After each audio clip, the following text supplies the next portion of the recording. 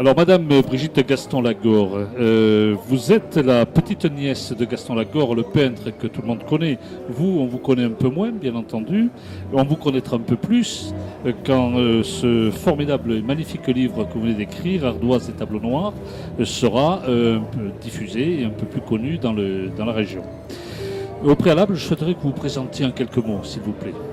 Oui, écoutez, donc je suis issu d'une famille d'enseignants, ce qui a motivé évidemment l'écriture de cet ouvrage, puisque mon père était chef d'établissement, ma mère institutrice, une de mes sœurs professeure d'espagnol, et ma fille est institutrice. Et j'ai moi-même fait toute ma carrière dans l'éducation nationale.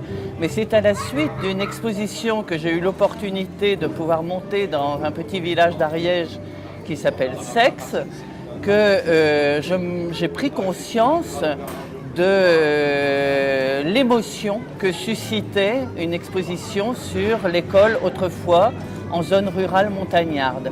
Il y avait là deux catégories de visiteurs, des professionnels de l'éducation, des conseillers pédagogiques, des inspecteurs, des instituteurs, des professeurs, mais il y avait aussi une foule de gens anonymes qui n'avaient rien à voir avec l'école, si ce n'est leurs souvenirs d'enfance et qui ont été émus aux larmes en voyant certaines photos.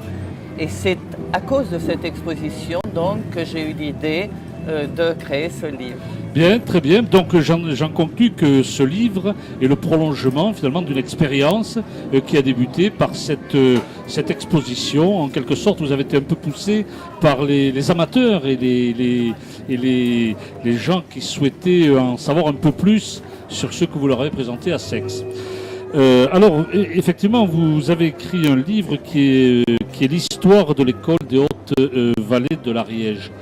Ça n'a une première et je pense que c'était nécessaire. Il s'agit quand même d'un beau livre, un beau livre de 170 pages qui est abondamment illustré et remarquablement documenté et qui est édité par les éditions Le Pas d'Oiseau.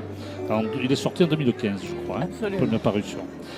Alors, ce livre, en quelque sorte, raconte l'implantation difficile de l'école laïque en zone rurale montagnarde, plus précisément dans les Hautes-Vallées de l'Ariège.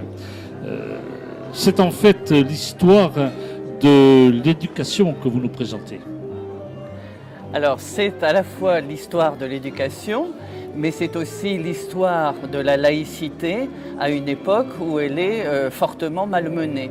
Il me semblait important de redonner le cadre historique de cette histoire, de cette implantation, et surtout de montrer les spécificités de l'école rurale en zone montagnarde. Parce qu'en effet, comme vous l'avez souligné, très peu de choses ont été écrites sur ces spécificités que sont la topographie des endroits que j'ai choisis, les Hautes-Vallées d'Ariège, mais également certaines spécificités comme ces pensionnats pour enfants qui ont été créés parce que justement les déplacements étaient si difficiles et les hivers si rigoureux que les petits écoliers ne pouvaient se déplacer comme dans les vallées ou dans les plaines.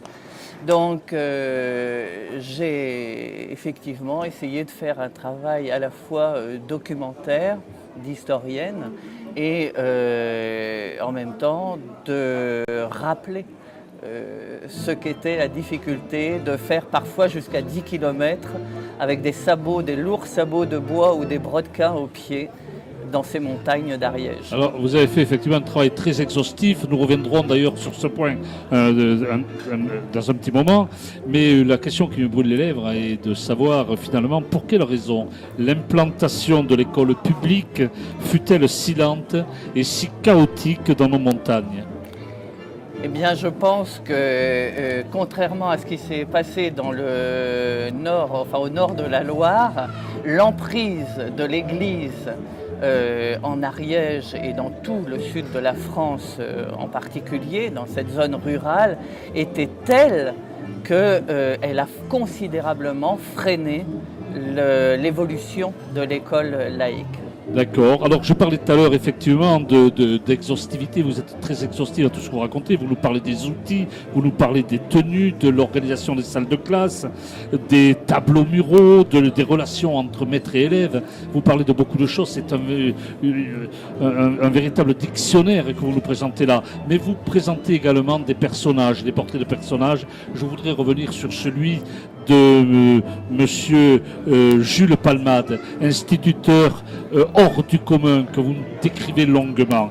Et si vous voulez, pour conclure, ce sera le mot de la fin, puisque l'interview est très courte, je m'en excuse, j'aurais aimé vous interviewer beaucoup plus longtemps, mais j'ai retenu cette phrase magnifique sur laquelle nous allons conclure cet entretien, si vous le permettez. Il faut mettre le soleil dans les yeux des enfants pour qu'ils renvoient un jour la lumière. Je pense que c'est le travail que vous avez voulu faire et auquel vous avez voulu contribuer. Je vous remercie et c'est tout à fait juste. Je vous en prie, merci.